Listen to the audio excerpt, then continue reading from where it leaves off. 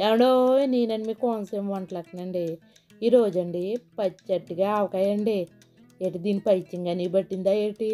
పచ్చడికైతే ఆవకాయ ఏంటి అనుకుంటున్నారండి? లేదండి. 3 సార్లండి దెబ్బ తిన్న తర్వాత అండి ఐదోసారి పక్కాగా కుదిరిందండి. ఇది కానీ తిన్నామంటే ఉంటుందండి పచ్చని పైరు పిలిచి ముద్ద పెట్టినట్లు ఉంటుందండి బాబు. చాలా బాగుంటుందండి. తప్పకుండా తయారు చేసుకోవాల్సిన పచ్చడండి. ఎప్పుడు కాలంతో పని లేదండి. ఎప్పుడు పడితే అప్పుడు పెట్టుకోవచ్చండి. రండి పక్కా కొలతలతో ఎలా చేయాలో చెప్పేస్తా, చూసొచ్చండి.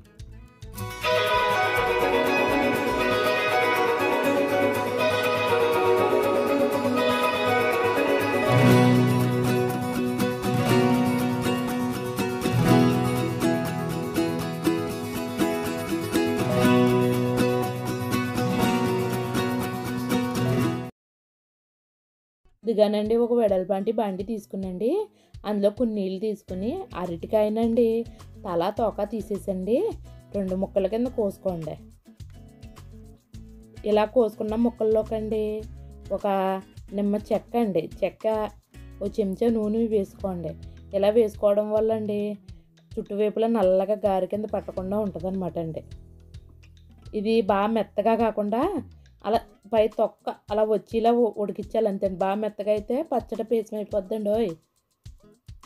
ఉడకటంగా ఉండాలని తొక్క ఆగో చూడండి, తొక్క ఇలా వచ్చే విధంగా ఉండాలి అంతే అండి.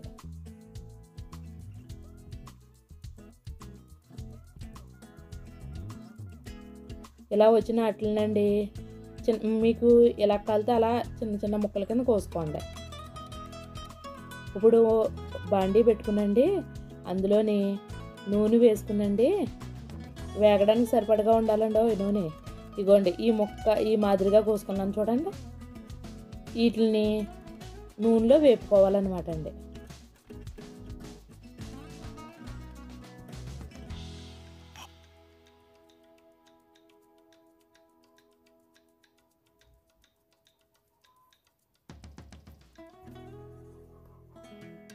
బాగా కరకరలాడుతూ వరకు వేపాలండి. ఇలా ముదురు రంగు రాగానేనండి తీసేసి పక్కన ఉంచుకోండి. ఆ కడాయిలోనండి కొంచెం నూనె తీసేసండి. ఆ నూనెలోని ఒక చెంచా ఆవాలు, 2 ఎండుమిర్చి అండి సగంగా తుంపుకునండి వేసుకోండి. వీటి గింజలు ఎలాగ వేసుకోవడం వల్ల గింజండి అక్కడక్కడ తగిలి పంట కింద భలే కమ్మగా అనిపిస్తుందండి. ఒక చెంచా అల్లం వెల్లుల్లి ముద్ద వేసి పచ్చివాసన పోయే వరకు వేపుకోండి. పచ్చివాసన పోయిన తర్వాత అండి 2 రెబ్బల కరివేపాకు వేసండి కలుపుకోండి. ఇప్పుడండి ఒక 1/2 చెంచా ఇంగువ వేసండి స్టవ్ ఆఫ్ చేసేసి దీన్ని చల్లారనివ్వండి. వేడిగా ఉంటే పచ్చడి పాడైపోద్ది కదా, దాని గురించి అండి చల్లారనివ్వండి. ఇప్పుడండి వెడల్పాంటి బాండి తీసుకునండి, దాంట్లోకండి 1 గ్లాసు కారం అండి, నాకు 4 గ్లాసులు ముక్కలు అయినాయండి అరటికాయ ముక్కలు. దానికి గాను 1 గ్లాసు కారం, 1/2 గ్లాసు ఉప్పు అండి, 2 చెంచాలు ఆవాలు మెంతిపిండి అండి, 2 రెబ్బల కరివేపాకు, చిటికెడు పసుపు వేసేసండి. ఈ ముందర మనం చల్లార్చుకున్నాం చూసారండి, ఆ నూనె కూడా వేసేయండి. ఈ నూనె సరిపోతే పైన ఇంకా నూనె పోసి కలుపుకోవచ్చండి.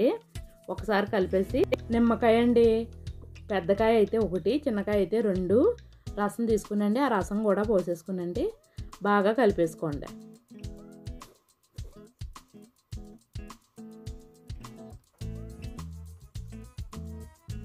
అంతే అండి, ఎంతో చక్కటైన ఆవకాయ పచ్చడి, అరటికాయ ఆవకాయ పచ్చడి అండి బాబు రెడీ అయిపోయిందండి. చూసారండి నోట్లో నీళ్ళు ఊరిపోతున్నాయి. సరిగానేనండి నా ఛానల్ను సబ్స్క్రైబ్ చేసుకుని షేర్ చేయండి. ఉంటాను మరి.